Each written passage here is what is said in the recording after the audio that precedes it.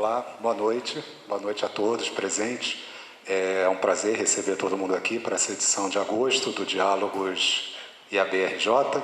E o Diálogos IAB-RJ é uma sessão de debate que nós estamos fazendo mensalmente aqui na sede do IAB, que a gente traz assuntos que são relevantes para a arquitetura, para o urbanismo, né, para toda a sociedade de maneira geral.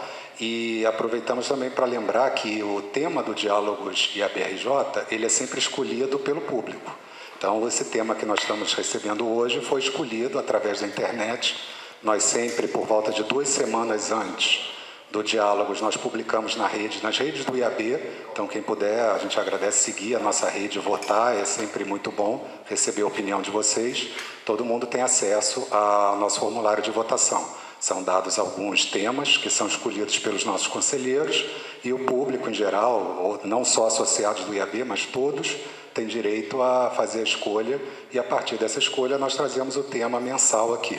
Inclusive as pessoas têm direito a dar sugestões de tema. Então, se vocês, qualquer pessoa que queira, eventualmente, né, sugerir algum tema para o Diálogos, está aberto no nosso formulário, tem uma seção de sugestões e é um prazer enorme para todos recebermos essa sugestão do público em geral, de todos os interessados, porque a nossa intenção aqui é justamente trazer para o debate o que for mais relevante de interesse da sociedade. Meu nome é Afonso Mello, eu sou co-presidente do IAB.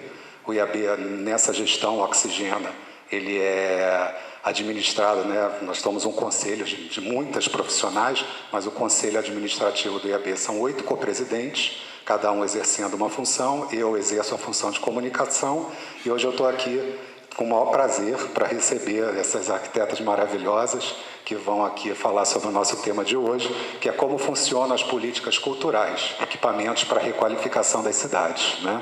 Nossa mesa hoje vai ser mediada pela nossa conselheira, Paula Oliveira Camargo, e nós temos o enorme prazer de receber Evelyn Furquim Werneck, que além de participar da mesa, vai apresentar o livro Edifícios Teatrais Contemporâneos, que ela está lançando, que também está aqui à venda para todos os interessados. E também temos a presença da nossa conselheira Cessa Guimarães e da arquiteta professora Andréa Bordi.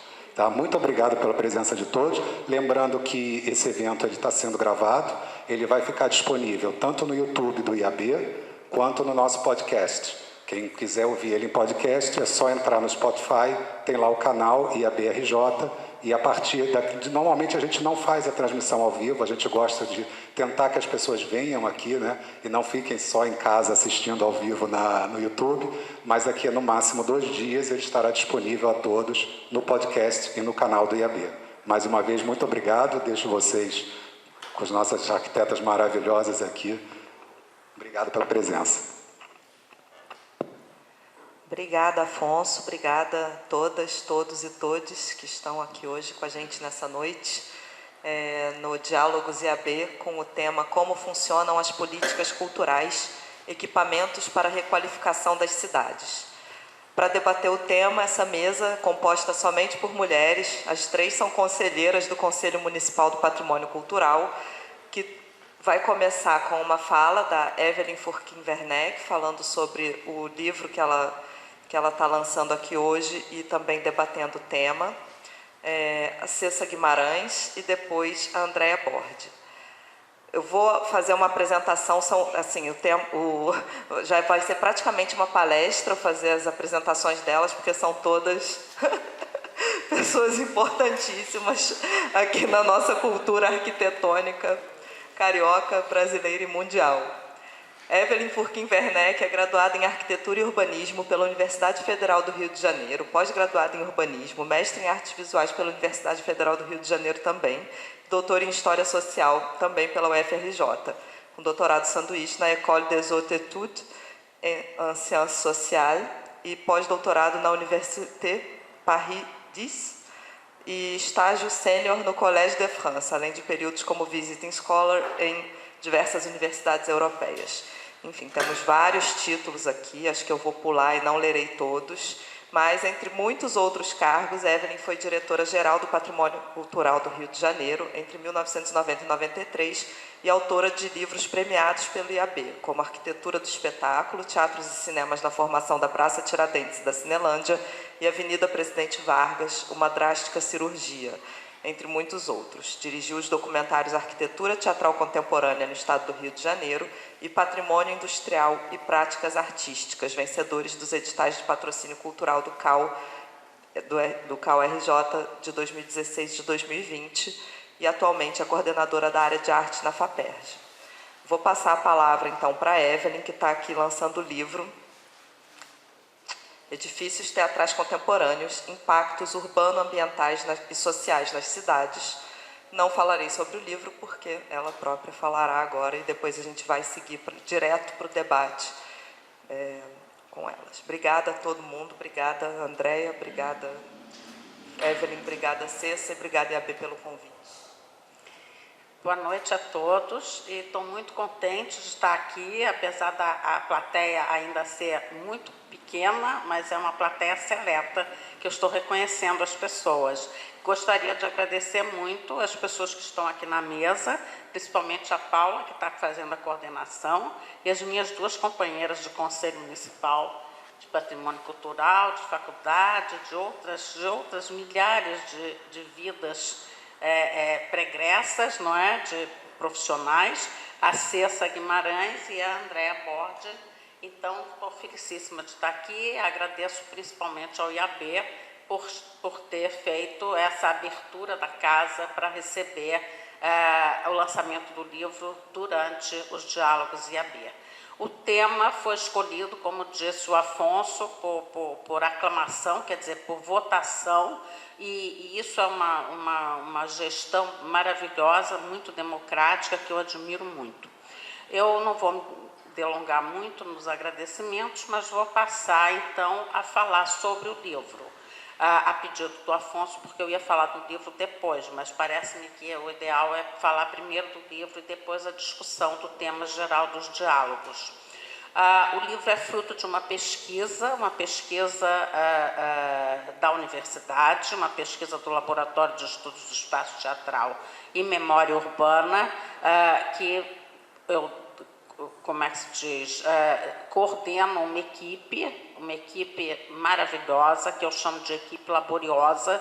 Todo mundo é apaixonado pelo que faz, todo mundo colaborou. Esse livro é fruto de muitas colaborações, que eu faço os agradecimentos, e nasceu de uma inquietação a respeito de se pensar sempre a cultura como um fator elitizante, né? Elitizante que transforma o espaço urbano ocupado por um edifício teatral, por um museu, por uma grande galeria de arte, sempre num espaço que não é acessível às classes menos favorecidas. E então isso me chamou muito a atenção, porque eu vi que existiam outros tipos de edifícios teatrais que não esses tão, como se diz, impactantes na cidade. E então selecionei 17 estudos de caso, 17 estudos de casos de edifícios teatrais em cidades grandes, cidades médias, cidades pequenas, edifícios populares, edifícios comunitários, edifícios temporários e mega empreendimentos, que são esses geralmente citados pelos grandes autores que falam que a cultura é um elemento que traz uma série de problemas, gentrificação, etc. E então o livro se divide em 5 categorias de edifícios, não é? Os edifícios em mega empreendimentos, que são complexos, que dispõem de vários teatros e cinemas, cinemas e galerias de arte. E temos também os edifícios teatrais, que são adaptados em espaços pré-existentes, e esses são muito interessantes. Inclusive, destaco aqui o Teatro Oficina, que é um verdadeiro espaço reconhecido em todo o mundo, não é? Pelo Guardian, o jornal inglês de maior circulação, que fala que Oficina é um dos melhores teatros, melhores projetos, e, na verdade, é uma adaptação num prédio existente, feito pela Helena Bobardi e pelo Edson Elito.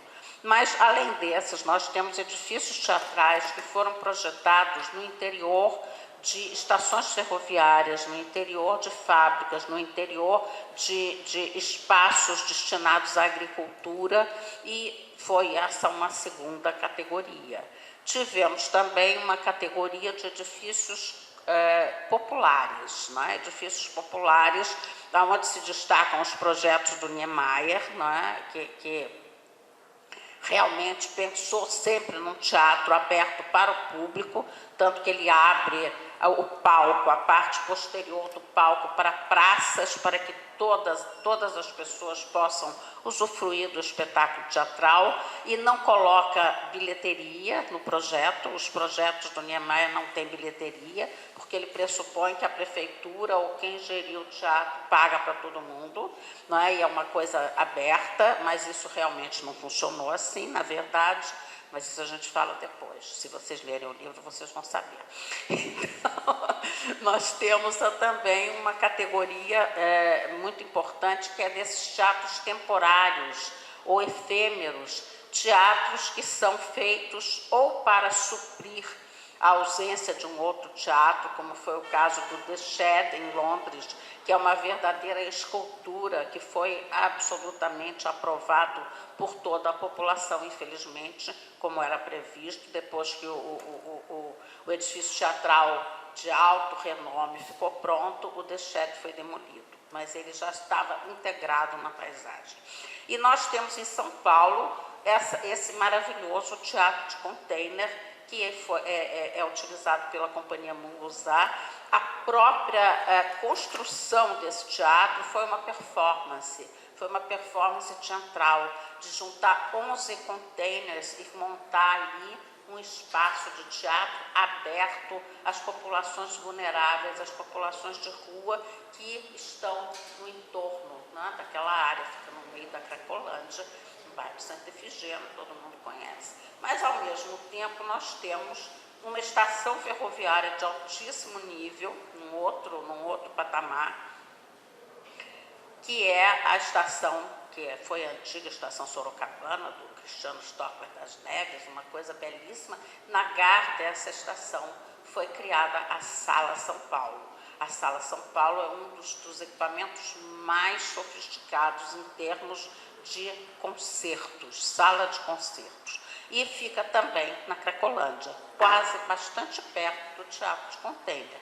Então, a gente sabe que o governo teve ali uma ideia de fazer um beneficiamento da área, não é? Tentar mexer na área, melhorar a situação da Cracolândia paulista, mas a gente sabe que não é a implementação de um grande teatro elitista que vai modificar a situação do status quo. Nesse sentido, eu faço um estudo comparativo entre o teatro de container, que é aberto à população de rua, e a Sala São Paulo, que é uma sala dos aficionados da música erudita. Nesse sentido, eu acho que eu fui feliz na separação, né? Nós vimos que os teatros populares, eles têm essa ideia, né? Eles podem ser até ícones urbanos, porque a grande crítica que se faz aos edifícios teatrais é que edifícios teatrais e museus, não é, Cessa? É que eles são elementos que se impõem, né? Se impõem e afastam a população digamos, de menor poder aquisitivo mesmo, porque são geralmente, equipamentos que cobram caro. né? Então, eu acho que a ideia foi ver os impactos, né? Os impactos, se eram impactos positivos, ou impactos negativos, ou impactos positivos e negativos.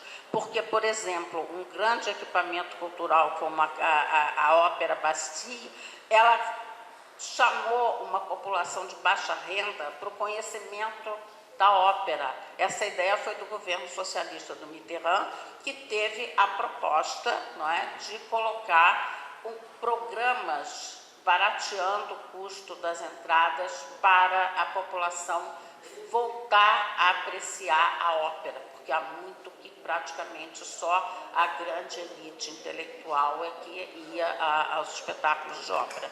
E eu tive a oportunidade, quando morei na França, quando morei em Paris, de frequentar essa ópera. E essa ópera, ainda por cima, o arquiteto, eu acho que foi muito feliz, foi um arquiteto uruguaio, Carlos Ottes, mas ele foi muito feliz porque ele fez uma escadaria para você acessar o salão da ópera. Então, nessa escadaria, sentam-se todos, né? A população da Praça da Bastille senta lá, bate papo, conversa, come aquela baguete com camembert e fica, e depois entra e depois conhece o que está acontecendo nos diversos compartimentos que existem naquela ópera. Fora isso, arquitetonicamente, o prédio é muito bem implementado, porque ele ocupa o terreno inteiro, bastante contextualizado com a área ali daquela região da Praça da Bastille. Em outro ponto do livro, eu estou passando o tempo. Então, a gente tinha combinado de fazer umas falas de mais ou menos 15 a 20 minutos, só que como a Evelyn está apresentando antes de a gente passar para o debate, então vai ficar uma fala um pouquinho mais longa, pela apresentação do livro. Entendi. Então, eu queria falar desse mega empreendimento que foi a Cidade das Artes, na Barra da Tijuca, que teve a ideia de tirar os equipamentos da área central da cidade, né, porque realmente a área central é muito bem servida, mas não se pensou no impacto urbanístico dessa edificação. Chamou-se um arquiteto franco-marroquino, o Christian Portzamparc, e ele veio e projetou um prédio. Eu não fiz críticas à arquitetura. As arquiteturas, eu não entrei no mérito, eu entrei no mérito dos impactos. Lógico que o impacto desse prédio foi gigantesco. Este prédio modificou completamente o plano Lúcio Costa, que previa ali um trevo, não é, um trevo para distribuição do tráfego que vinha da Barra da Tijuca, que ia para Jacarepaguá ou que ia para o Recreio. Hoje existe uma rotatória que não funciona em nenhuma hora do dia, engarrafamentos gigantescos, e para minimizar, o poder público decidiu construir mergulhões, e os mergulhões, quando cai uma pequena chuva, eles se entopem de água e ninguém passa, e realmente é uma situação de impacto gigantesco. Lógico que o impacto de você ter um equipamento cultural daquela envergadura na Barra da Tijuca é interessante, tem pontos positivos, mas o impacto negativo da escolha do terreno foi muito grande.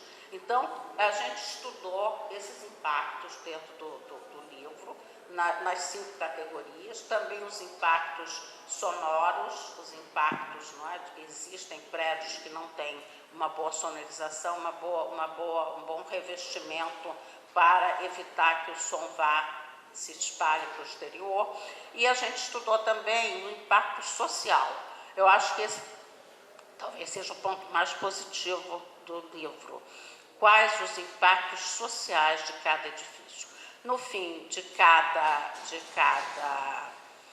categoria, a gente faz um estudo comparativo entre os teatros que foram selecionados para aquele segmento. Eu não sei, mas eu acho que no fim a gente conclui que a cultura pode ser, de qualquer maneira, ela pode nascer sem o edifício teatral. O edifício teatral existe desde a Grécia e sempre foi, em cada época, ele foi acontecendo de maneira diferente. Mas sabe-se muito bem que a cultura pode brotar da própria população.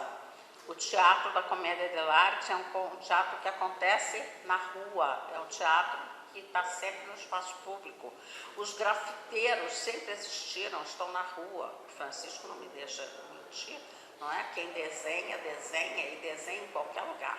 Não é? Então, existem as rodas de samba estão em todos os lugares, nas ruas. Mas é lógico que o edifício teatral tem uma certa resiliência. E é dentro dessa resiliência que a gente escreveu o livro. Então, essa primeira etapa foi. Então, agora a gente vai passar para o debate, além da apresentação do livro, né? Obrigada, Evelyn, por esse passeio. O livro está disponível aqui, quem quiser pode adquirir seu exemplar. E a gente vem, então, com esse tema, como funcionam as políticas culturais, equipamentos para a requalificação das cidades. Pegando esse gancho do livro que a Evelyn está lançando aqui hoje, a ideia discutida entre os temas que foram propostos... Está muito alto? Não, está vindo chiado, talvez você possa trocar o microfone. Ah, trocar o microfone, tá. Entre os temas que foram propostos, era justamente pensar como funciona essa questão dos equipamentos, não apenas encerrados em si mesmos, né, como elementos e objetos arquitetônicos que se colocam na cidade, seja por meio da reutilização de espaços que abrigavam outras coisas, como a Evelyn bem falou, né, enfim, estações de trem enfim, complexos industriais, galpões, etc., ou novos edifícios, como ela mencionou também, né, da Cidade das Artes, entre outros, que são feitos para esse fim. Mas como esses equipamentos eles são utilizados com uma perspectiva de requalificação, de renovação e que muitas vezes também, como ela já colocou, levam a impactos positivos ou negativos, e são impactos muito frequentes, né, como a gentrificação e a não relacionamento com o local onde se insere, entre várias outras coisas. Então, a gente pensou em conduzir a mesa com perspectivas sobre esses conflitos, por assim dizer, né, e isso sob a perspectiva de políticas culturais, para que a gente, então, pensasse como que a questão da política, do equipamento e da própria requalificação urbana acontece em conjunto e não isoladamente. Então, a gente vai começar novamente com a Evelyn e depois a gente vai passar a palavra para a Cessa e para a Andréa Bordi. Obrigada, Paula. Então, gente, o tema da mesa é muito instigante, porque políticas públicas é um tema muito complexo. Quem já trabalhou no governo, e eu acho que todo mundo aqui já trabalhou, não é, sabe da dificuldade de se conseguir impor o que o técnico, o que o arquiteto, o que o corpo técnico, o historiador, o antropólogo, tem uma visão de mundo que eles gostariam muito de implementar, mas existe o governante. E quem dá o toque final, quem dá a aprovação final é o governante. Então, a gente tem muitos problemas quando se pensa em políticas públicas. Quando essas políticas públicas estão no campo da cultura, eu acho ainda mais difícil, porque todos entendem que é preciso saneamento básico, todos entendem que é preciso cuidar do meio ambiente, mas a cultura é alguma coisa muito abstrata. E a gente recorre, né? Eu acho que para trabalhar esse tema, a gente deve recorrer aos teóricos que criticam e os teóricos que apoiam. O campo dos teóricos que criticam a questão da requalificação de espaços urbanos pela cultura tem sido muito crescente. crescente, tem sido muito, cada vez mais gente que diz, não, a cultura é elitista, a cultura não vai trazer benefício para o povo dessa região, né? E a gente sabe que algumas vezes isso é verdadeiro porque a cultura virou mercadoria, né? A nossa professora importantíssima, Otília Arantes, ela trabalha muito com essa questão desde os anos 1970. E ela diz que os governos se apropriaram da cultura como se fosse um capital. Os governos se apropriaram da cultura como se a cidade fosse uma empresa. E a cultura não é bem isso, não é? A cultura não é bem isso. Então, ela faz uma crítica bastante grande aos governos que querem requalificar os espaços urbanos pela cultura. Um dos exemplos que ela dá é do Beaubourg, o Centre Georges Pompidou, na França, que eu tive a ocasião de conhecer enquanto era um mercado que era chamado de Le Ventre de Paris, pelo Balzac. Era maravilhoso, todo mundo, no fim de qualquer noitada, ia tomar sopa de cebola lá naqueles estandes de venda de cebola, de carne, era fantástico, mas o governo teve a ideia de transformar aquela área, que era uma área bastante degradada nos termos oficiais, e fez um projeto do Beaubourg, com Renzo Piano e Rogers. E foi realmente um projeto muito impactante, com feições da pós-modernidade que começava, e realmente foi um impacto. Mas hoje, quer dizer, como intelectual que pesquisou no Beaubourg, eu acho o Beaubourg a coisa mais maravilhosa do mundo. Mas realmente perder o mercado foi muito triste. Então, são muitas as opções que se oferecem àqueles que têm o poder decisório sobre as políticas públicas em relação à cultura, né? Fernanda Sanches, colega nossa que trabalhou conosco no Bennett, ela também tem um livro muito interessante sobre a reinvenção da cidade, ela fala do aspecto cultural ser pior, né, no sentido da exploração da cultura para requalificar espaços urbanos, que não vai funcionar, que ela defende outro tipo de proposta. A Lilian Fessler, também amiga nossa, colega, também acha que a cultura é elitizante e que a ocupação de muitos elementos, de muitos espaços, mesmo do patrimônio cultural ou industrial, que eu tenho trabalhado numa outra pesquisa, é uma coisa elitizante, mas nem sempre. Então, existem opções diferenciadas. Eu acho que o livro mostra isso. Existem possibilidades de políticas públicas que não ocasionam problemas com a população local. E existem outras que ocasionam. Então, é necessário que se faça um julgamento muito criterioso sobre que tipo de impacto o equipamento vai ter. Não é? Eu gosto muito de trabalhar com dois autores, todos os meus ex-alunos de doutorado aqui presentes conhecem muito bem isso, que eu sou fascinada pelo Henri Lefebvre. Henri Lefebvre é uma figura assim, maravilhosa e que diz que a cidade não é feita de signos. Eu não estou falando as palavras textuais do Lefebvre, mas o Lefebvre entende que a cidade não é uma linguagem e que os governos querem eleger ícones e símbolos para venderem as suas gestões. E isso é uma realidade que eu acredito muito, na qual eu acredito muito. O outro teórico que eu gosto muito é o Michel de Certeau, que vai nos trazer aqui uma outra possibilidade.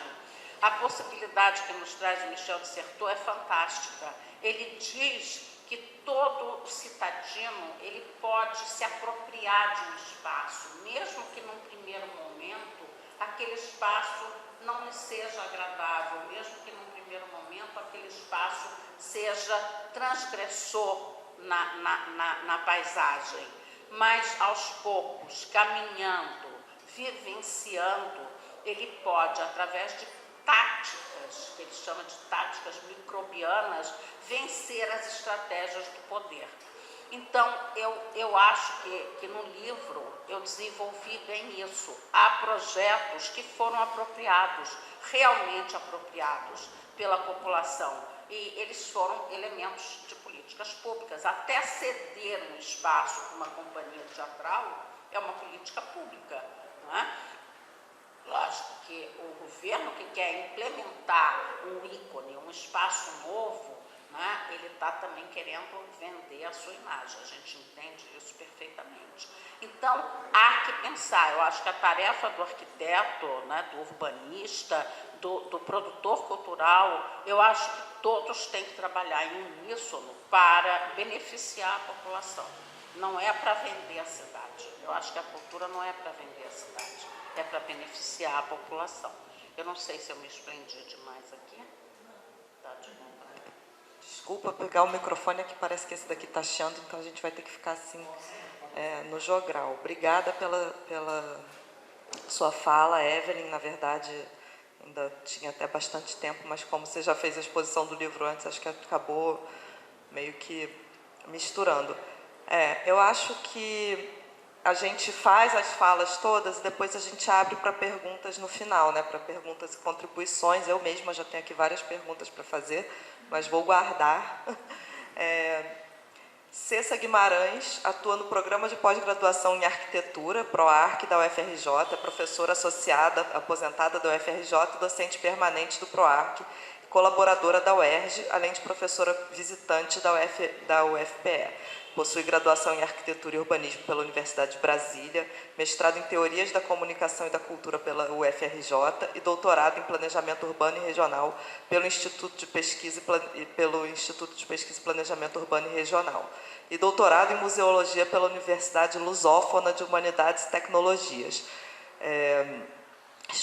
Tem experiência na área de arquitetura e urbanismo, com ênfase em planejamento e projeto de espaço urbano, atuando principalmente nos seguintes temas: arquitetura e urbanismo, arquitetura de museus, patrimônio cultural e museologia.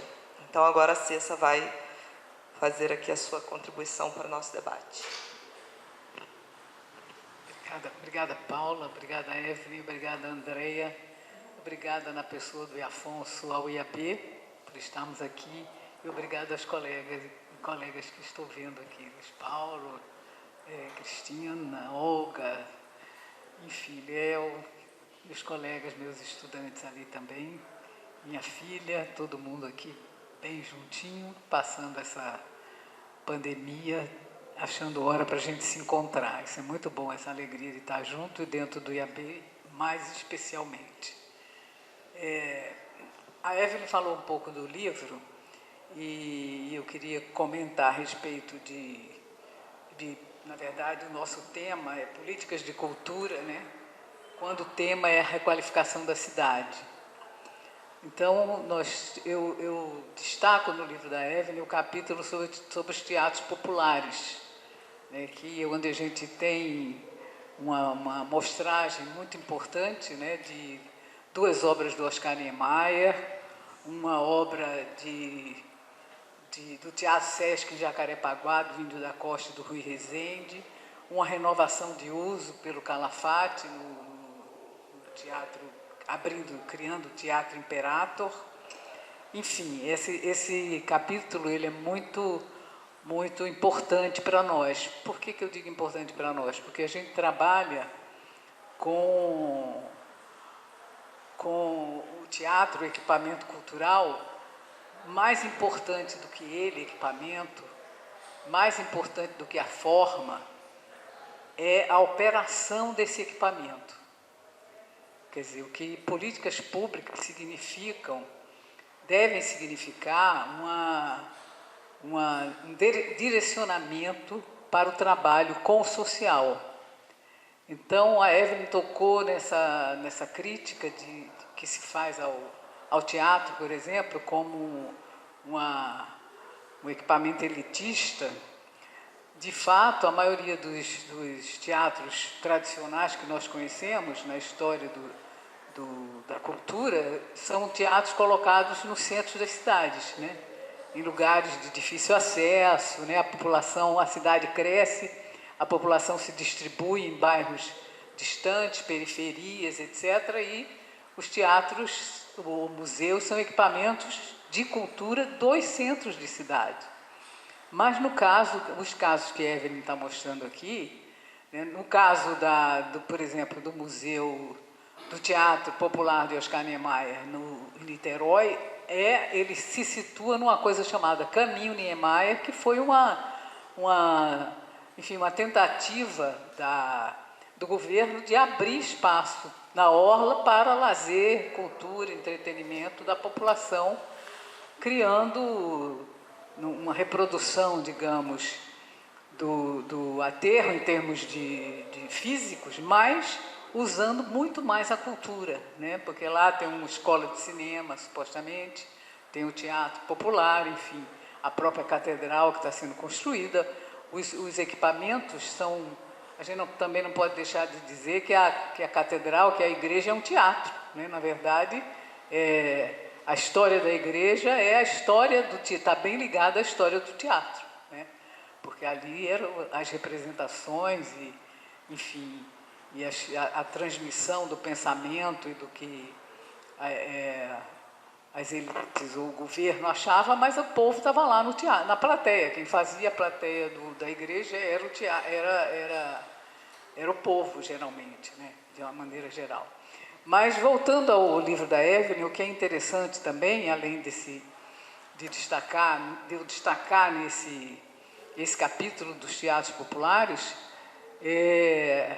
é o uso dos teóricos, né, dos estudiosos e teóricos. Então, em cada capítulo, Evelyn escolhe 1 ou 2 ou 3 ou 4, enfim, companheiros, né, para dialogar, companheiros estudiosos, para dialogar e para, vamos dizer assim, rebater na fala deles a ideia que ela tem do que está mostrando para nós.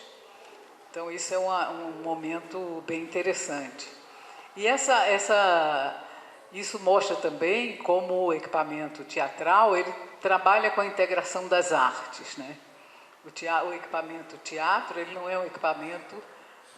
O teatro é multidisciplinar, vamos dizer assim, quando a gente fala de arte, de literatura, de música. Enfim, o teatro usa e abusa de todas as outras musas, né? A cenografia, enfim, todo essa força, né, que as artes têm.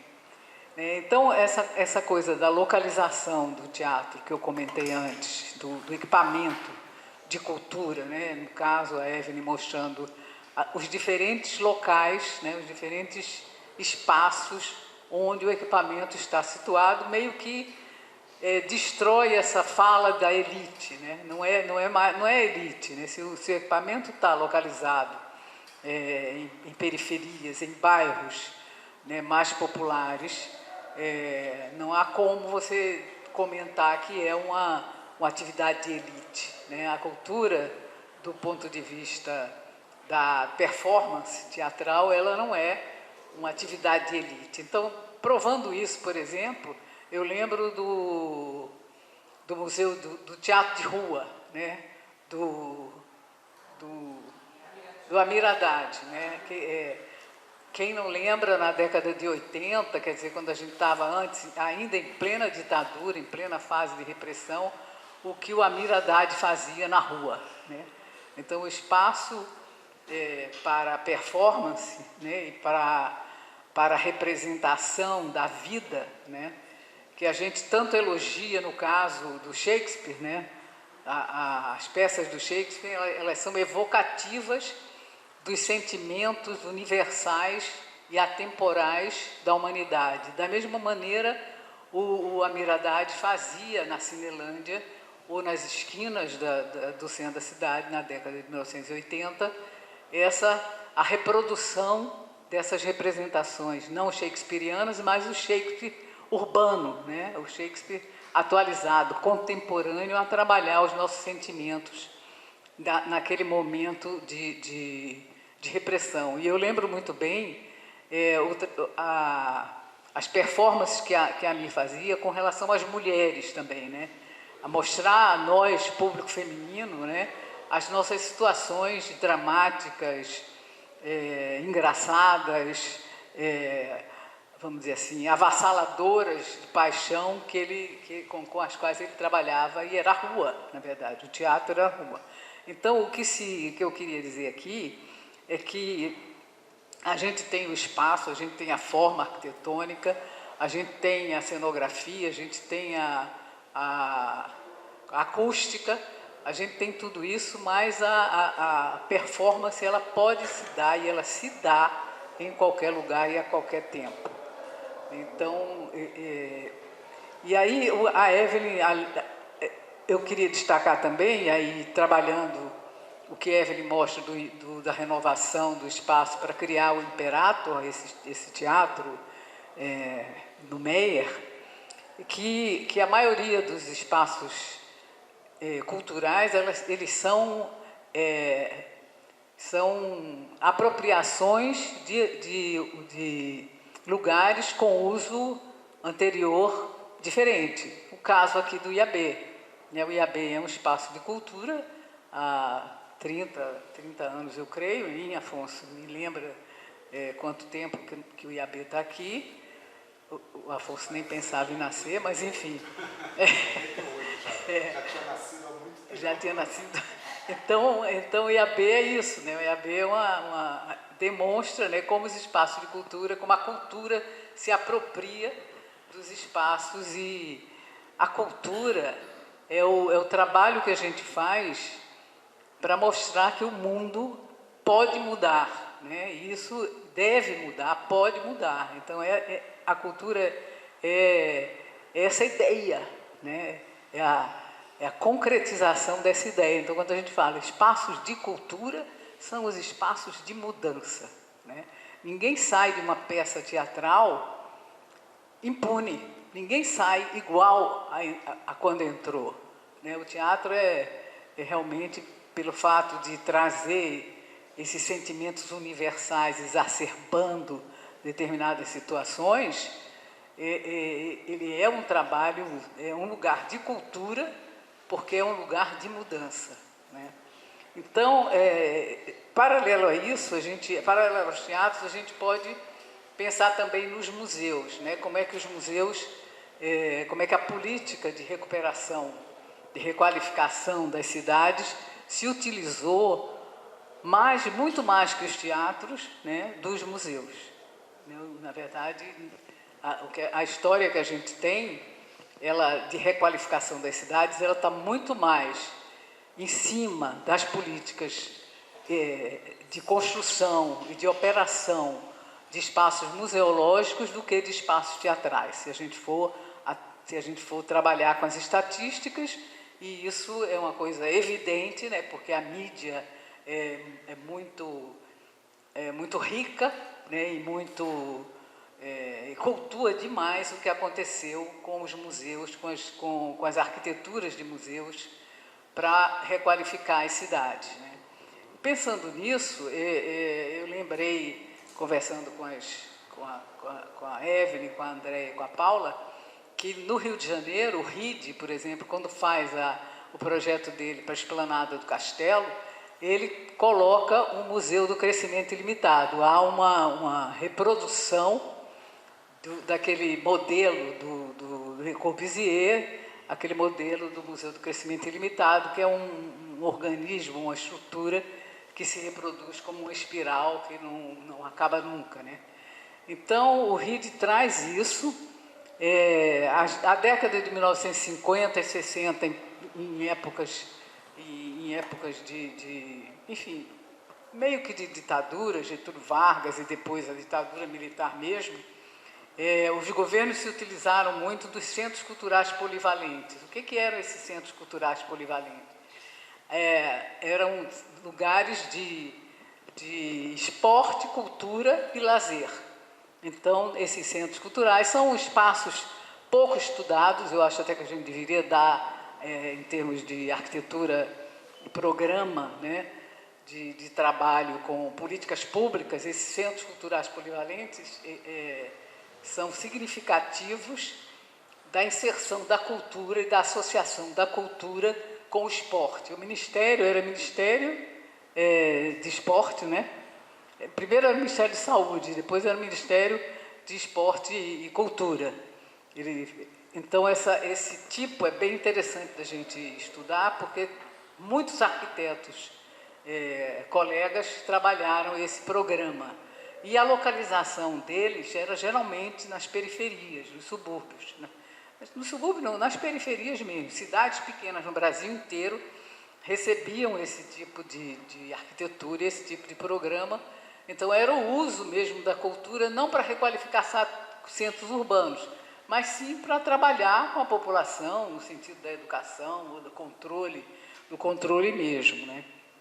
Então, eu falei do Museu de Rua, do Amir Haddad, mas é interessante a gente trabalhar, a partir da década de 80, 90, com o Museu de Rua. Né? O Museu de Rua também foi uma iniciativa de umas pessoas em São Paulo que trabalhavam com fotografia, né, e faziam cavalete na rua, e isso era um trabalho muito interessante de difusão de cultura também.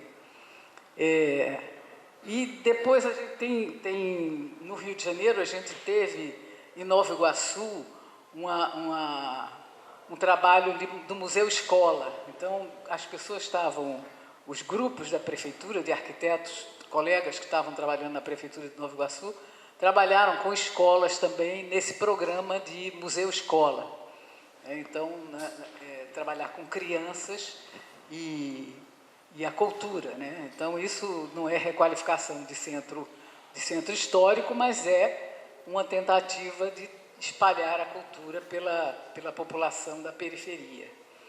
E a gente tem também no Rio o Museu da Maré, né, acho que alguém falou aqui. O Museu da Maré é uma iniciativa grande. Na própria área da Maré, a gente tem outro grupo também trabalhando o museu. Tem na favela, aqui no Rio de Janeiro, mais na Zona Sul, o Museu de Favela. Então, vamos dizer assim, essa trilha que as políticas públicas podiam trabalhar com a museologia social, né? Porque exatamente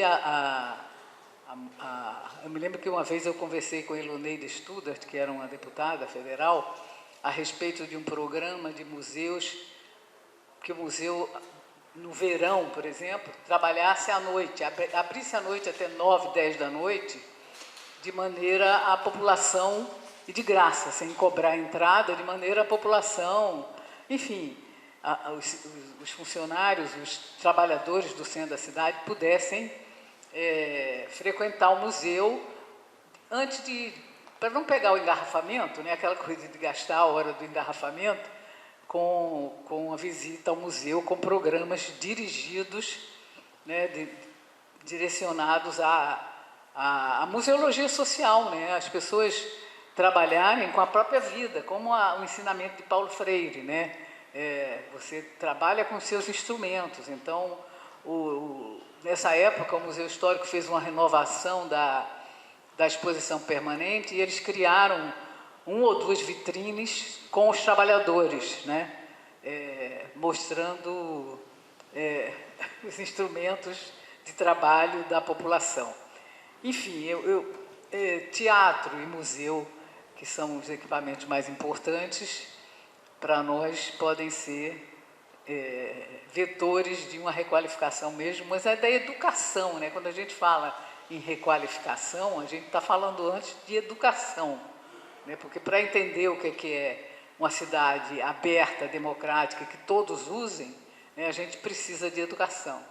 E o teatro é um espaço objetivamente dirigido a isso, né? A educar o olhar e educar a maneira de viver.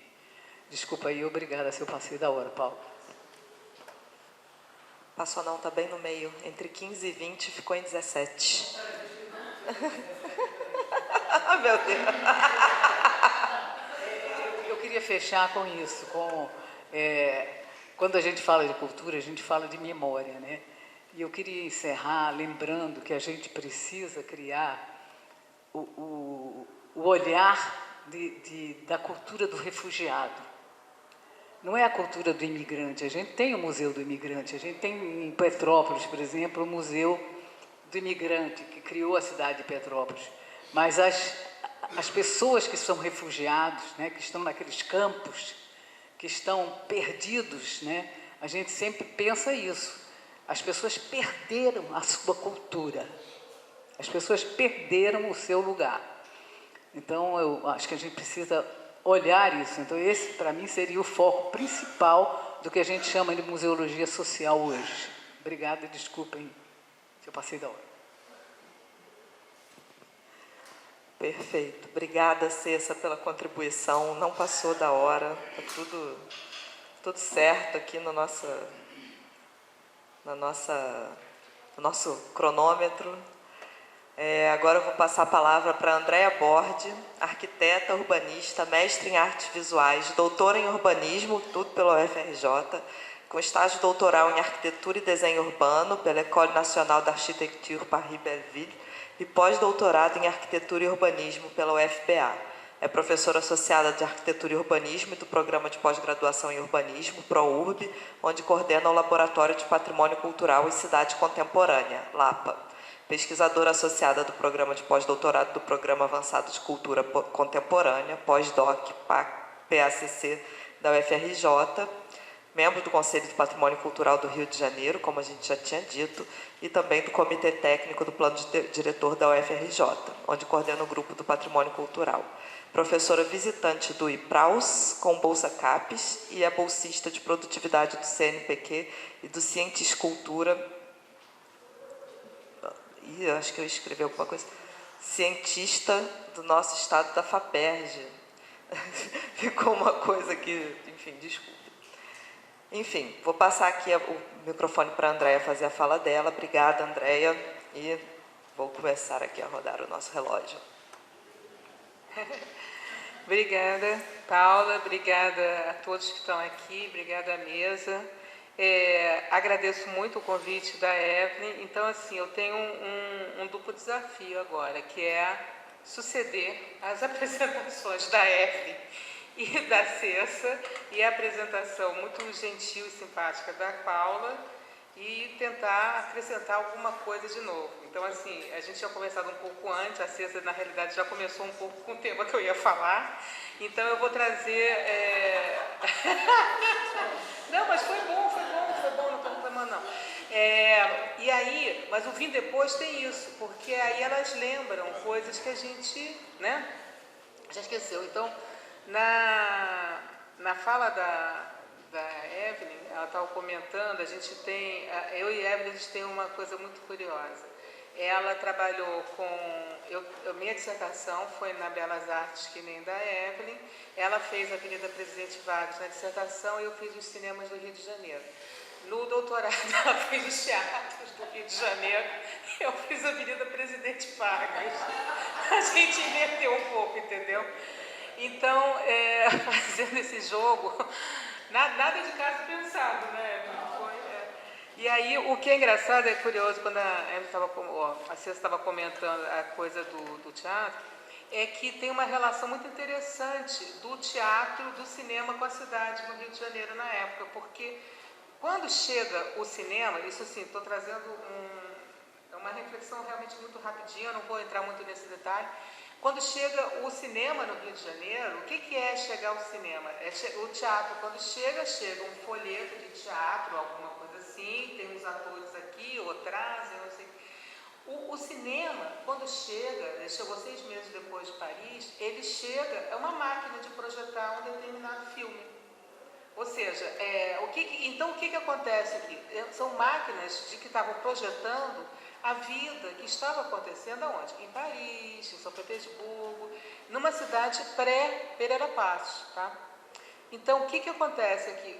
Onde é que elas passavam? Passavam nos teatros, você não tinha salas fechadas para passar o cinema, né? O próprio teatro, ele só foi ser um espaço fechado com o Paládio, no século XVI. Então, assim, como é que fazia? Eu me lembro fazendo aula de cenografia com a Lídia Kozovski. Eu perguntava, mas como é que fazia? Porque se era com vela, como é que saía essa fumaça que gerava? Aí tinha, ela foi a primeira pessoa que me faz essa pergunta. Eu falei, pois é, tinha uma inclinação do teto, enfim. As tecnologias, como diria o Milton Santos, elas vão acompanhando a gente à medida que vão sendo colocadas as questões. Então, assim, era uma confusão. O cinema, quando chegou no Rio de Janeiro, era uma confusão, porque pegava fogo nos teatros. E tanto é que virou, antes de virar a Cinelândia, demoliram o Convento da Ajuda, virou o Parque Centenário, porque a única maneira de você ter cinema naquele momento era ao ar livre, uma estrutura improvisada.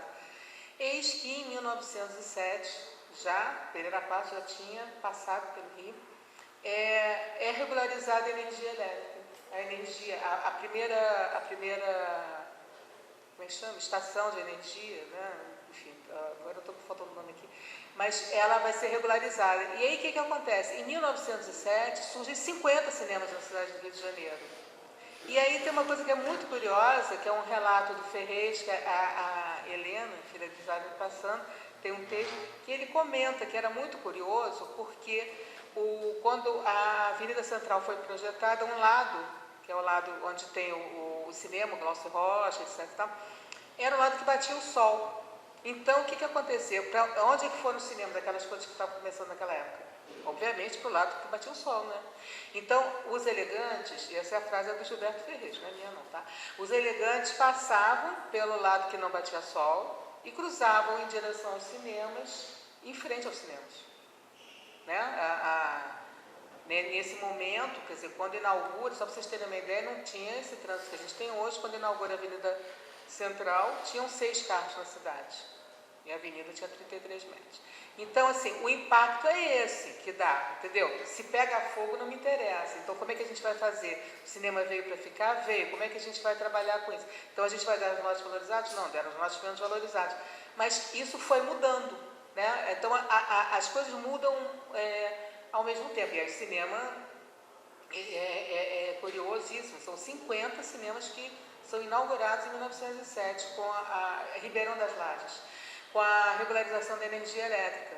Então, uma coisa não pode ser dissociada da outra. Por isso que quando a Evelyn está colocando das políticas públicas, quando ela fala que todo mundo sabe que saneamento é necessário, não sei se todos os políticos sabem, a população sabe, né? O que eu acho é que a cultura tem e aí vou roubar uma frase do Ferreira Goulart, que ele vai dizer que a arte, e a gente pode colocar isso como a cultura, né? A arte é uma coisa imprevisível, né? Ela é uma descoberta, ela é uma invenção da vida. A arte existe porque a vida só não basta.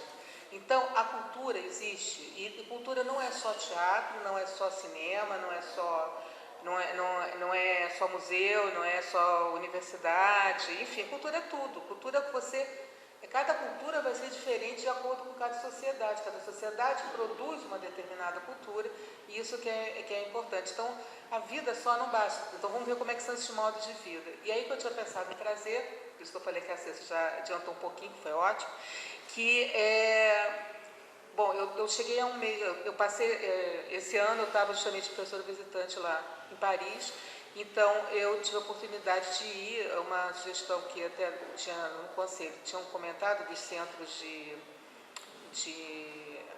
investigação de Portugal, e aí, então tive a oportunidade de ver várias coisas que eu acho que são bem interessantes de trazer para cá. Um é esse centro de Afurada, no Porto. Ele é uma recuperação de uma arquitetura popular para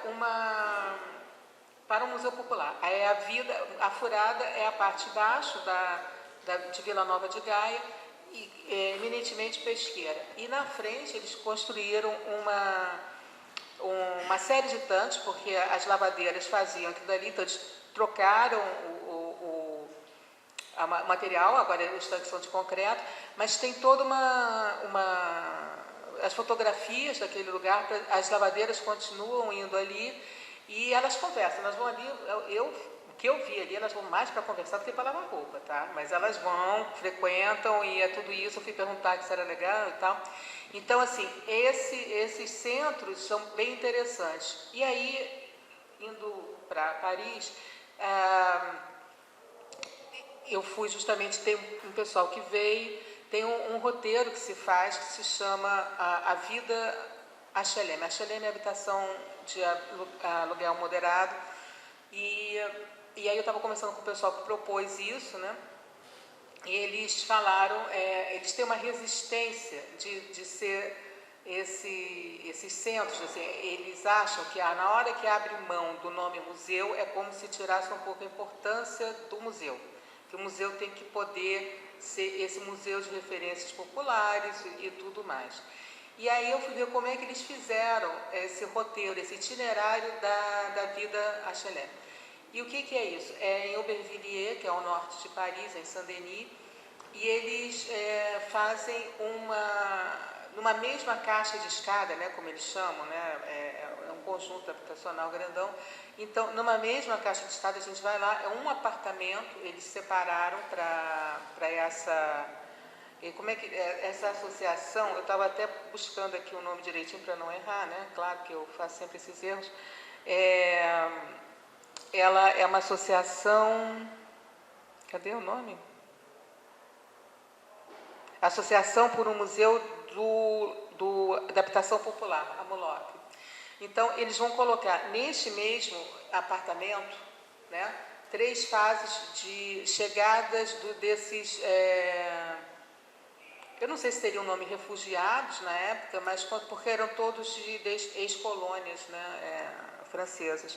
Então, em 57 é o início dos grandes conjuntos habitacionais, 68 a emancipação feminina. Então, eles vão colocando em cada quarto, são 2 quartos, uma sala, cada um é uma época. Então, é 57, 68, 85 e 2005.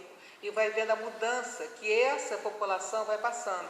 Ou seja, essa população chega, vai trabalhar com algumas determinados ensinamentos lá, tem problemas com regularização dos papéis, tem uma série de coisas. Então, eles vão abrindo, é muito curioso. O que eu acho curioso é que a gente tem que, o arquiteto ele tem que chegar lá. Eu não sei se tem que ser, o ponto de partida tem que ser a arquitetura, mas para eles a arquitetura foi o ponto de partida. Então, o arquiteto chegou junto para adaptar aquele espaço que era interessante. Então, cada momento a gente vai passando. Então, tem como é que vivia a família, sei lá, era uma família do Costa do Marfim, depois era uma família... São ex-colônias francesas, em sua maioria, e vão se transformando. Então, vai embora, o outro chega, o outro passa a ser mais regular. E isso tudo está ali mostrado. É evidente que aquele apartamento não era um apartamento onde todos moraram, mas todos moraram naquele mesmo escada, como eles chamam, tá? Então, é bem legal essa apropriação que eu acho. Então, assim, a gente tem esse Museu de Habitação Popular, tem os centros de investigação de Portugal, que são em Portugal inteiro, tá? Então, assim, não é só construir o equipamento, é construir a cidade, é adaptar, fazer essa relação entre a arquitetura, cidade e a cultura de quem nela vive, né? E aí tem 2 outras experiências que eu achei bastante interessantes. Um ponto parágrafo, em Paris estava tendo quantos anos? 60 anos do primeiro desfile, do Saint Laurent. Então, tinha várias apresentações da obra do Saint Laurent, fazendo conversas com outros artistas e tal, não sei o quê. Então, a cidade toda vivia muito em função em vários museus, né? Mas você acha que a moda é só a moda do Saint Laurent? Não. No 10, em cima da Gare de l'Est, eu estava ali perto, tem a caserna, né, de bombeiros mais antiga, ela foi transformada numa caserna de moda. Então, o nome da caserna é super legal. Se chama a caserna, é claro, acelerador de moda. Ou seja, você tem você tem espaços para mostrar a moda que eles estão produzindo agora, e a moda é considerada uma indústria, né, na França, né? Então, é a moda que está sendo produzida da maneira como eles acham, enfim, e tem café, tem uma série de coisas, mas é num bairro mais popular, digamos assim, e é uma maneira muito interessante de trabalhar com esse outro lado da moda. E se a gente continua subindo lá em direção ao 18, você vai ter o 104, né, que é um centro de cultura. Você chega lá, o pessoal está ensaiando, tá ensaiando dança, está ensaiando teatro, tudo. Tem agora um filme muito legal, que eu não sei como é que vai sair aqui no Brasil, mas se chama... Deve sair assim, Corpus, uma coisa assim, que é de uma bailarina que era do Opéra, e ela vai depois fazer espetáculos lá, ensaiar no 104, que é muito legal, assim, tem essa vivência assim, maior. E aí eu fui ver num espetáculo ali, eu falei, eu quero ver um lugar que tem ali atrás. Quando eu fui há 15 anos atrás, era muito interessante, mas estava muito para baixo. Então, e um amigo meu tinha passado por ali e falou, o Jardim d'Eole é muito legal, André, vai lá ver. Aí eu falei, vou, né? Agora eu vou nessa exposição ali, eu vou no Jardim d'Eole. Tá um barato, realmente, está muito legal. Então, assim, e a gente continuou, foi no Ali Pajol. Ali Pajol é mercado, né? Então, o Mercado Pajol, que tem várias coisas ali, de comidas, é claro. E esse Ali Pajol vai dar numa universidade, um Instituto Técnico Universitário de Paris. Então, por que eu estou contando isso? Estou contando um percurso, uma conferência de turismo, né? Não. É o seguinte, é que o Saint-Quatre, se você olhar, você tá vindo pela avenida lá, Corrialha, Rua Corrialha, esse projeto eu fiz a pé. Ou seja, não precisa de um equipamento só. Um equipamento pode incentivar essa transformação, que no caso foi o 104, né? O Saint-Quatre. E depois outras foram se conectando. E todos os equipamentos culturais. Você tem, no Ali Pajol você tem vários espetáculos ali, na Universidade idem. Então, assim, isso é uma política pública. No caso, a política pública da Anne Hidalgo, há alguns anos, foi justamente de revitalizar os jardins. Então, em todos os lugares, em Paris, você tem pequenos, médios, grandes jardins, né? Então, esses jardins estão revitalizados. A revitalização dos jardins atraiu equipamentos culturais. Então, assim, as coisas não são desconectadas, nada na cidade é desconectado, entendeu? Então, acho que essa é uma... E eu acho que tem uma coisa que a gente tinha conversado antes, que eu acho importante de dizer o seguinte: se hoje em dia a cultura tem esse caráter elitista, digamos assim, para algumas pessoas que estão trabalhando com isso, eles não nasceram assim. Né? No livro da Evelyn, da Arquitetura do Espetáculo, o Teatro São João, que virou Teatro São Caetano, não sei o quê, eles eram teatros que a população toda ia. Então, assim, é a maneira como a elite vai se apropriando de determinados aspectos culturais. Mas a expressão hip hop, você vê tanto, o rap, você vê tanto lá no Saint-Quatre, as rodas de barco que você tem aqui, tudo isso é cultura. Eu não preciso isolar num determinado museu.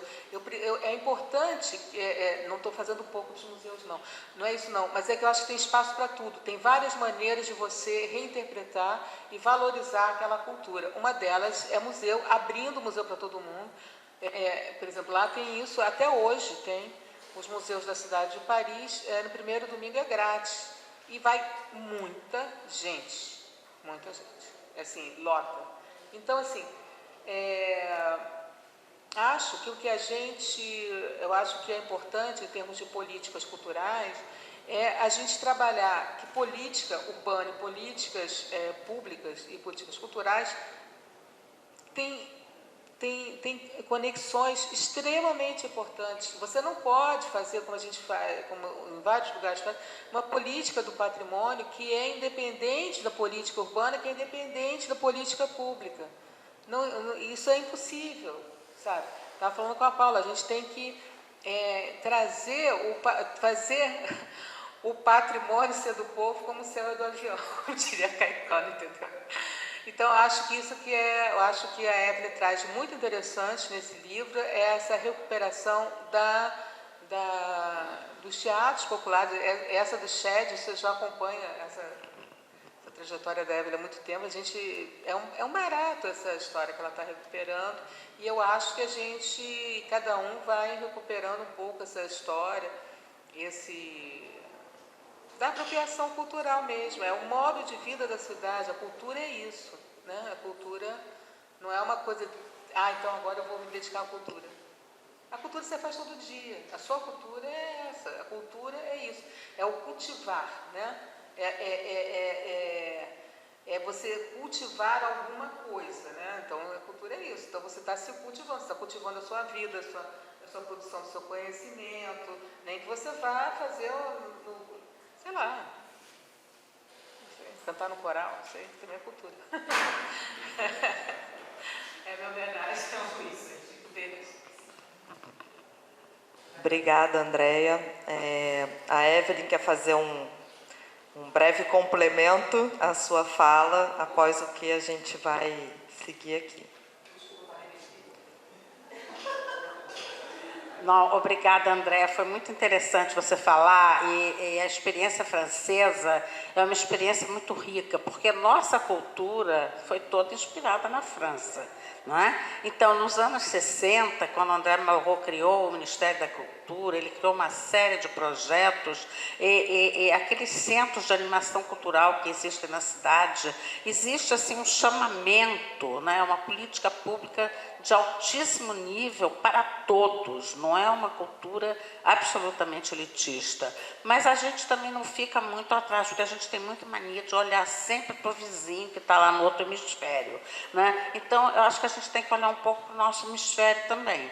E eu acho que a experiência da política pública que eu trato no livro e que eu esqueci de falar e que é muito importante nos teatros mais temporários ou mais efêmeros, eu queria falar das arenas cariocas. As arenas cariocas, elas nasceram de um projeto belíssimo que foi o aproveitamento das tendas, você está lembrado, nós estamos lembrados disso lá da prefeitura, não é? Quer dizer, nos anos 92, quando aconteceu a UNTAC 92, ou a famosa ECO 92, nós tínhamos o quê? Nós tínhamos uma série de ONGs trabalhando em tendas distribuídas pelos subúrbios, pelos espaços que não são os espaços da elite. E depois que acabou a discussão, a proposta veio da própria população, quer dizer, de baixo para cima, que é tudo aquilo que a gente gostaria que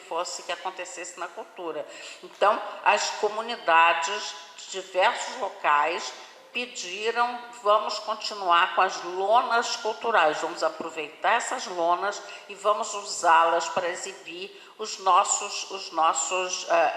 nossas experiências artísticas de teatro, de música, de dança, de circo, e isso foi de uma riqueza ímpar, tanto que depois, mais tarde, se transformaram nas arenas culturais, quer dizer, veio o projeto das arenas culturais. O projeto das arenas culturais já é um pouco diferente, é um prédio, é um edifício, não é? E eu estudei a Arena Carioca Fernando Torres em Madureira. É muito interessante, tem uma programação intensa para criança, para adulto, para isso, para aquilo. Só que a gente esqueceu de falar que o Parque de Madureira, para ser uma realidade, demandou a expulsão de uma centena de famílias que ali habitavam de forma irregular.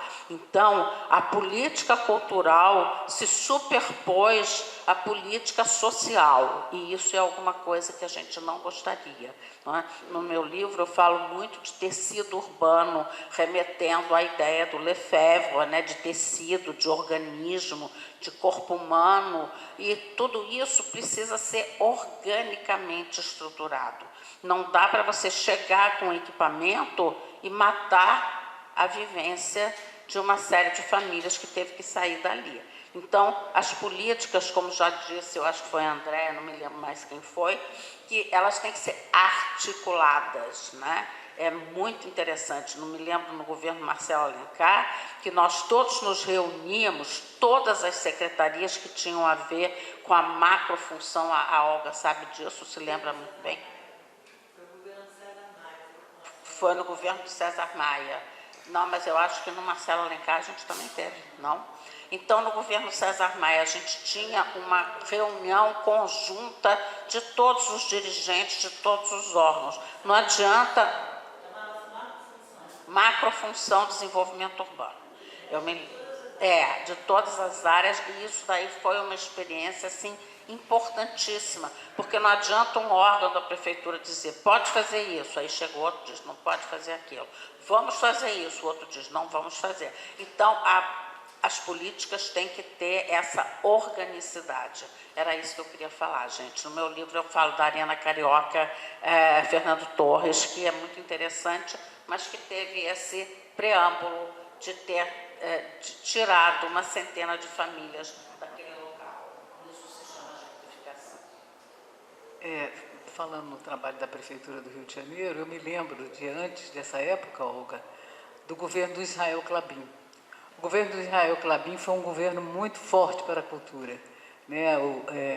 A Prefeitura trabalhava com as pessoas da PUC, né, que tinham uma grande, vamos dizer assim, uma grande rede, né, e, de fato, o trabalho nas favelas começou bem, lá com Israel, e, enfim, foi um momento em que essas lonas culturais... Como é o nome daquele teatro lá em Vila Kennedy? O Teatro Vila Kennedy, como chama? Nós fazíamos reuniões à noite na Vila Kennedy, nesse teatro. Entende? Então, isso no governo do Klabin. Então, eu acho que é um ponto marcante. Era a época da ditadura, né? Porque era 1977, eu creio, esse tempo, 76. Não sei o que, Gonzaga, não?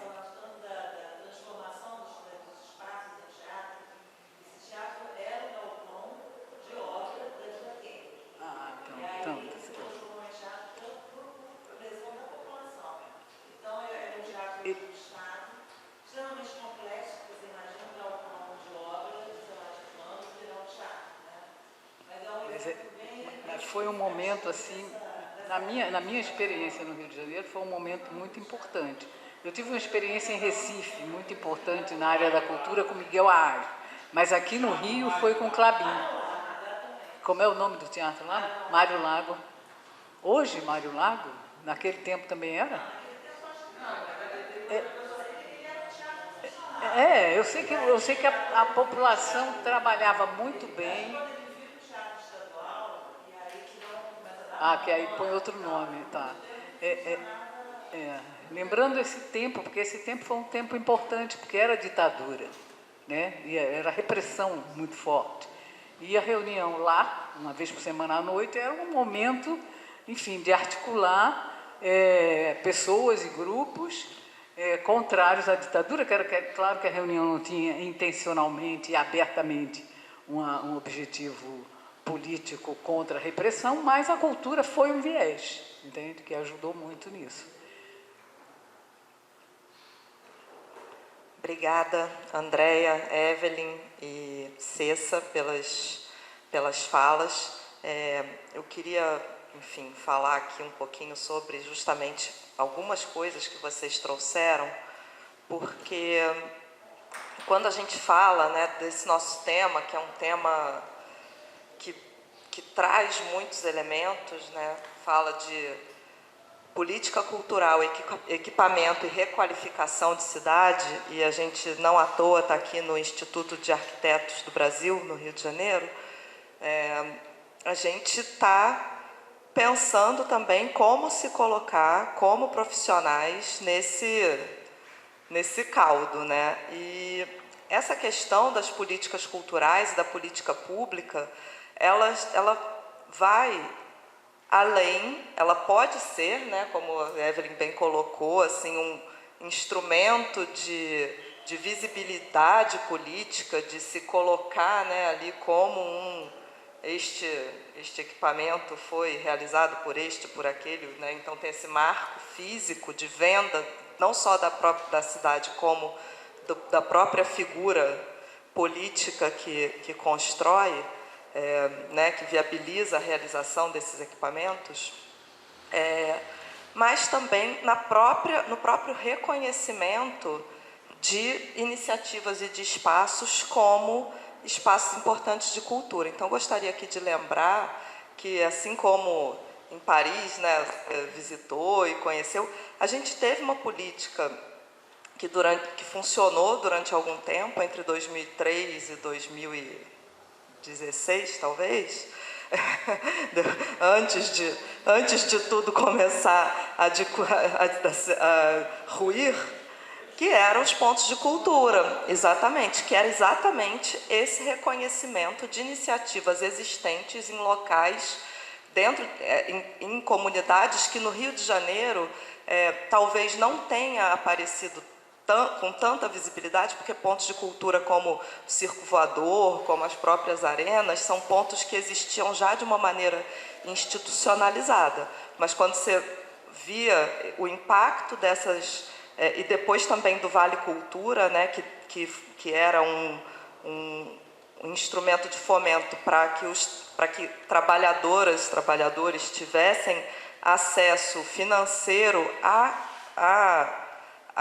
enfim, a espetáculos e outras ações culturais, que isso era uma política conjugada que reverberava nas cidades, não por meio necessariamente de uma ação urbana ou de uma construção nova, mas a partir do fomento, do reconhecimento daquelas, exatamente, de ações existentes. Exatamente.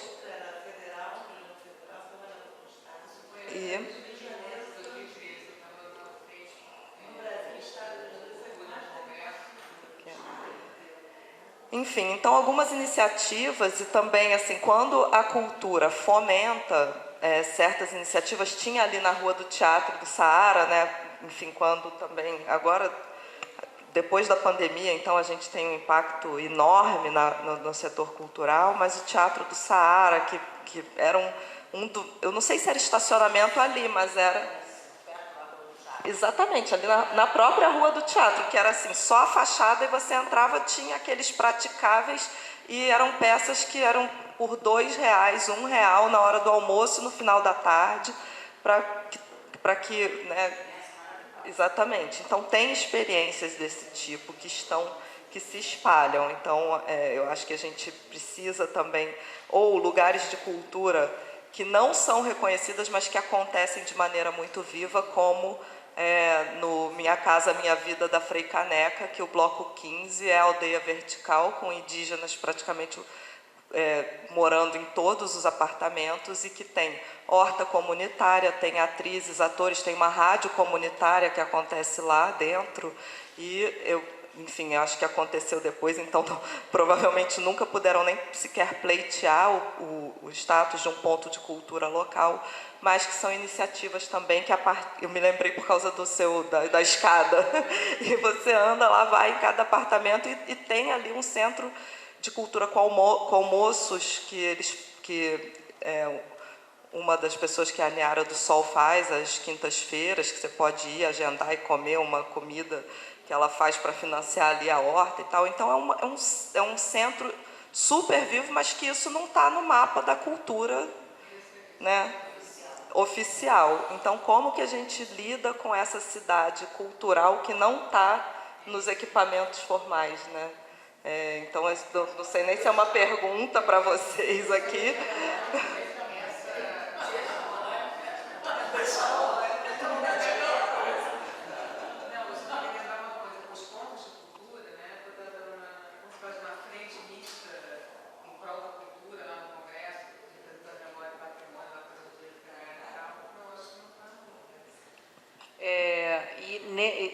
gente tentou manter os pontos de cultura. A gente não conseguiu manter os pontos de cultura e várias outras iniciativas culturais. Foi tudo, começou a ser desmontado.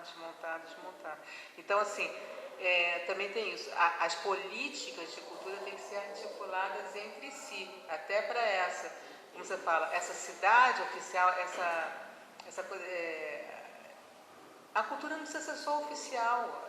Às vezes ela se nutre exatamente quando vocês se lembraram do Amir Haddad, ele foi se tornando oficial, mas ele não nasce oficial, ele nasce como um grupo de teatro, como uma arte é vida, né? É reinvenção da vida, né? Então, assim, como é que as pessoas reinventam a vida? A gente tem que deixar esse espaço aberto um pouco para poder jogar. Não sei se alguém gostaria de fazer alguma pergunta, complemento. A Olga já fez vários, que eu não sei se a gente vai conseguir ouvir no YouTube, porque tem que falar no microfone. O Álvaro vai levar o microfone porque está transmitindo e aqui estaremos depois no YouTube e no podcast do IAB daqui a 2 semanas. Então... Não, a pergunta que eu queria fazer para a mesa é a seguinte, que no sentido do que vocês já estão falando, se não existe um outro lado da história, quer dizer, eu vejo isso muito no grupo da professora Evelyn, que é ligado ao teatro. Quer dizer, tem as pessoas que trabalham no teatro, e essas pessoas não são elitistas, não é? Quer dizer, tem a pessoa que faz a cenografia e tem as costureiras que trabalham para a pessoa que faz a cenografia. Tem o iluminador. Então, quando tem a Fernanda Montenegro no palco, que é uma atriz, mas tem o cenógrafo, tem um rapaz que limpa o teatro. Eu digo a mesma coisa em relação à professora Cessa, que conhece os judeus e que já trabalhou no patrimônio. Se você entrar no museu, você tem a mais variada gama de funcionários. Claro, tem o diretor do museu, mas tem um rapaz que cuida da manutenção do encanamento, as pessoas que mantêm aquela coisa limpa. Não é? Além disso, quer dizer, da imensa difusão cultural. Eu já tive a oportunidade, por circunstâncias da vida, de presenciar o Dia de Reis, a festa de Reis em Vassouras, como uma apresentação. É espetacular. É um teatro, é uma coisa, claro, é posta a religiosidade, mas é um teatro, tem dança, tem tudo. E isso eu não consigo enquadrar nada disso no elitismo. Então, a minha pergunta vem no sentido de perguntar se a gente também não tem que pensar na cultura como uma coisa que gera uma centena de oportunidades de trabalho para pessoas que não necessariamente são o artista mais famoso.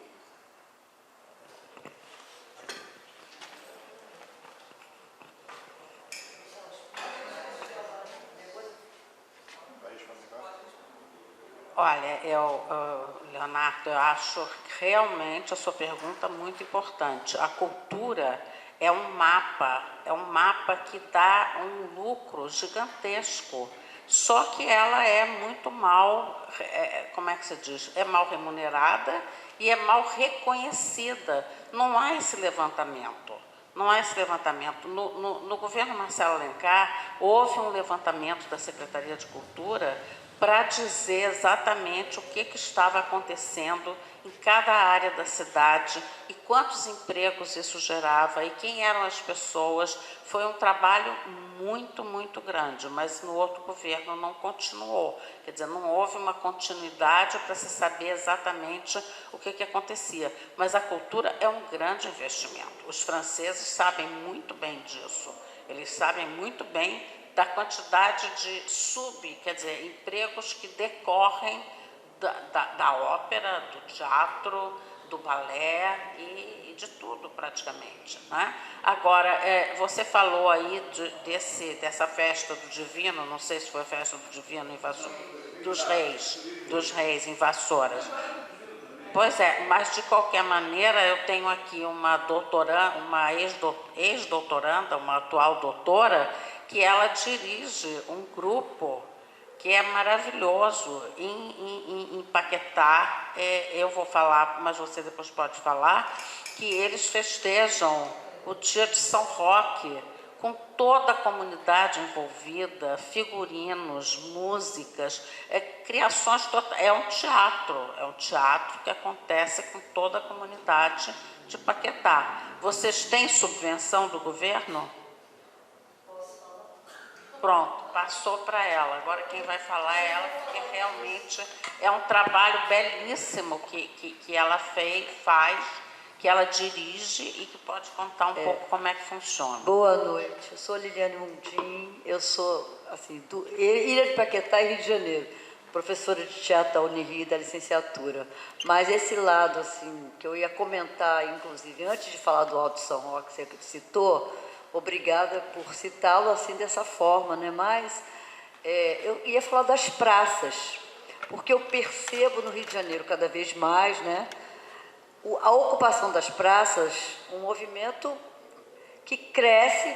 Claro que quando a gente fala em gentrificação, a praça também vem tomar o lugar desse lugar que é praticamente público, gratuito, enfim, que as pessoas ocupam. A Praça São Salvador é hoje um polo de cultura, né? Essa Feira da Glória, domingo, acho que não tem para onde crescer mais, gente. Então, é assim, uma coisa assim, avassaladora como a gente vê essa produção, que envolve comida, venda de objetos, brechó, moda e etc. e tal, e, objetos de antiguidade, inclusive. Depois da queda do viaduto ali, da perimetral, mesmo assim, alguma coisa ainda ficou na Praça 15, mas antigamente era uma coisa assim impressionante, aquela feira de antiguidades aí da Praça 15.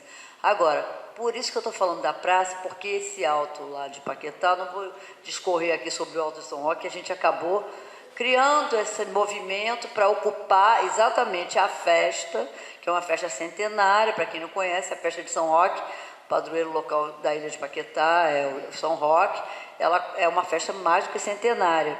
Mas acontece naquele largo ali, quem conhece Paquetá, na Capela de São Roque, tem um coreto, tem um poço. Então a gente começou, cerca de 13 anos atrás, 12, 13, a pensar, até foi uma sugestão de um administrador da ilha, que tinha sido meu aluno de teatro.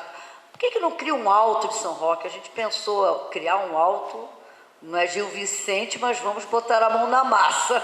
Então, criamos esse alto porque a gente pensou exatamente na prática desse espaço, como a festa estava se deteriorando, inclusive, com ocupações oriundas fora da ilha, ou seja, aquelas barracas horríveis, que vão com aqueles layouts horrorosos, totalmente descontextualizados para, vamos dizer assim, para o fazer local, uma ilha que é bucólica, uma ilha que tem um som, vamos dizer assim, uma sonoridade muito peculiar. Então, quer dizer, começou a virar aquela festa mega, com um som avassalador, com barracas horríveis, e a gente pensou, quem sabe, uma intervenção na praça. Por isso que eu fico pensando, eu olhei aqui, olha, edifícios teatrais contemporâneos, Evelyn, para a gente depois, você fala muito o tempo todo em espaço cultural, espaço teatral.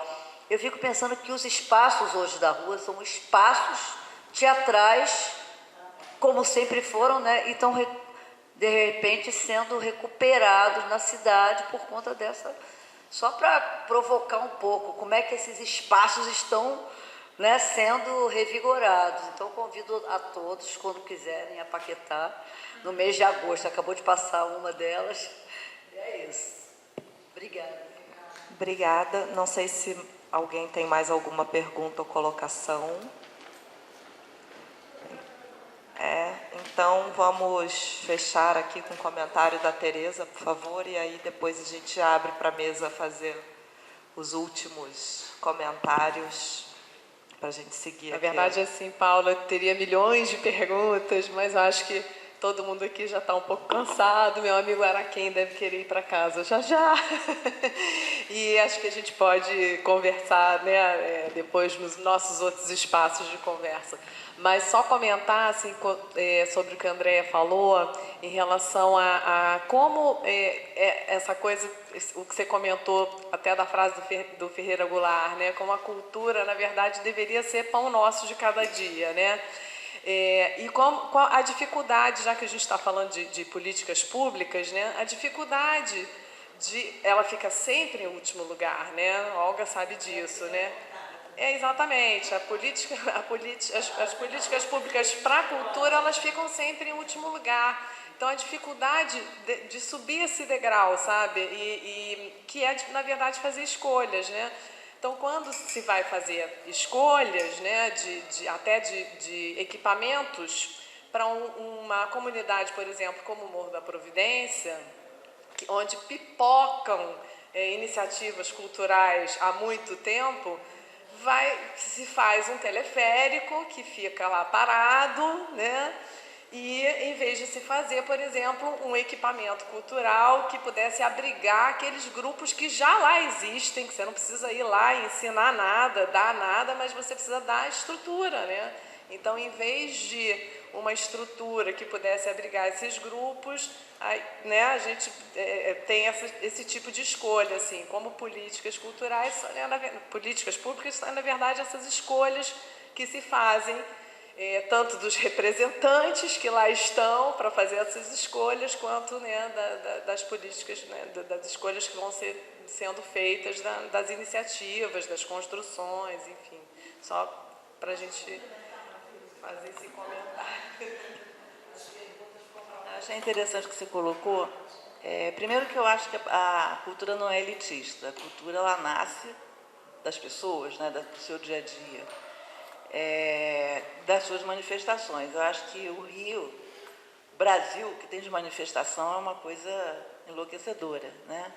Os pontos de cultura, por exemplo, eles foram, na verdade, transformados numa política, mas as manifestações já existiam e elas foram simplesmente fomentadas. Então, eu acho que a política cultural, a proposta dela é fomentar, apenas isso. Ela não precisa criar coisas novas, né? Porque já existem.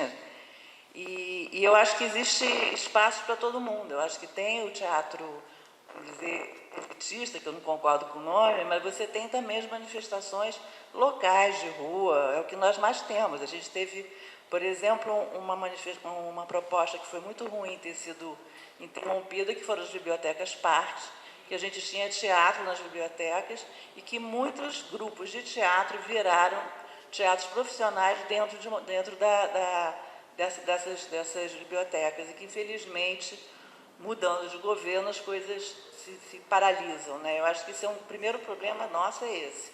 É cada governo ter uma proposta, né? E eu acho que o que a gente precisa é ter uma política de fomento, de apoio, né? Que ajude essas manifestações se profissionalizarem, ou, por outro lado, se manifestarem de uma forma correta, se existe uma manifestação de teatro que você tem em todas as comunidades, que se faça um teatro para que ela possa ocorrer e que se tenha orçamento. O que ela colocou, que é muito procedente, é que a gente sabe que a grande luta, quer dizer, trabalhei no Estado na área da cultura, e a grande luta que a gente tinha era ter 1% do orçamento do Estado para a cultura. Essa era a meta, para vocês terem uma ideia de como é difícil, né? E, na verdade, quando se corta qualquer coisa, a cultura é a primeira a ser cortada. Agora mesmo, a gente acabou de saber que a parte cultural foi jogada para o próximo governo, né? Porque, na verdade, é isso mesmo. Então, quando a gente fala de política pública, eu acho que é isso. Quando a gente está aqui dentro do IAB, assim, o que nós, arquitetos, dentro do Instituto, podemos ajudar para que essas políticas, de fato, aconteçam. Como a gente pode sensibilizar com projetos que simplesmente seja, não digo transformador, mas que consiga viabilizar essas manifestações com sua arquitetura, e levar isso para os governos. Eu acho que é essa que eu imagino que, para mim, seja o grande caminho, né? Desculpa interromper. Já pego aí. Então, gostei demais das duas colocações, da Tereza e da Olga, porque elas têm muito a ver com a proposta do meu projeto atual, do meu segundo projeto, que eu estou coordenando com todo mundo do laboratório, e que o Luiz Paulo fez parte, porque deu depoimentos sobre a fábrica Bering, não é? E a gente está fazendo uma proposta de fomento, de discussão, que eu acho que o fórum é o IAB, sem dúvida alguma, mas também são as comunidades locais, para nós colocarmos grupos de teatro, grupos de música, grupos de arte, grupos de fotografia, porque há muitos na área portuária do Rio de Janeiro. Nós fizemos um levantamento gigantesco e reconhecemos que há galpões que foram cedidos e que estão sendo ocupados por grupos que têm um programa maravilhoso que se chama o Teatro dos Trabalhadores, que integra as comunidades. Você falou do Morro da Providência, eu acho que aquela região é de uma riqueza ímpar e tem que ser aproveitada, e o governo tem que fomentar. Ele não tem que fazer porque a cultura já está lá, a cultura já brota. O Brasil é um país que tem uma cultura enlouquecida, maravilhosa, mas não tem o fomento. E não tem o orçamento. A gente só precisa pensar nos instrumentos, né? Nos equipamentos. Exatamente, os equipamentos estão lá também. As pessoas se apoderam, graças a Deus. Os equipamentos também estão lá. Eles se apoderam. Quero agradecer a contribuição de vocês, Cessa, Evelyn e Andréia. Se vocês quiserem fazer aqui algum comentário antes de... Eu quero agradecer as pessoas que estão aqui, o que falaram, o que lembraram, né? E cada um de nós, de uma certa maneira, tem uma experiência de cultura muito boa, que deve ser narrada, e esse fórum foi bom por causa disso, né? Podemos nos manifestar e contar um pouco das nossas experiências e das nossas esperanças. Obrigada, Paula.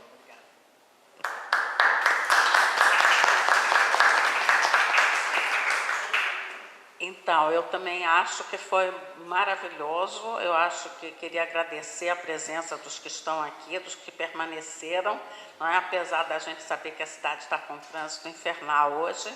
E a gente queria agradecer minhas companheiras de mesa, que falaram bem do meu livro. Eu espero que vocês gostem. Como? Uai, mas o livro tem um pouco essa ideia, né? Livro de professor universitário, né? Livro de professor universitário geralmente tem alguma coisa para vender. Então, eu queria agradecer a todos, muito obrigada, e obrigada, Paula, pela coordenação da mesa.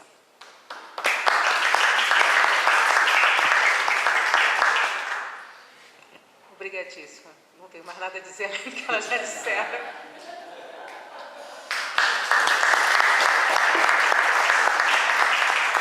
É isso. Obrigada, gente. Obrigada ao IAB-RJ pelos diálogos IAB. Fiquem ligados nos próximos para votar no tema, para propor.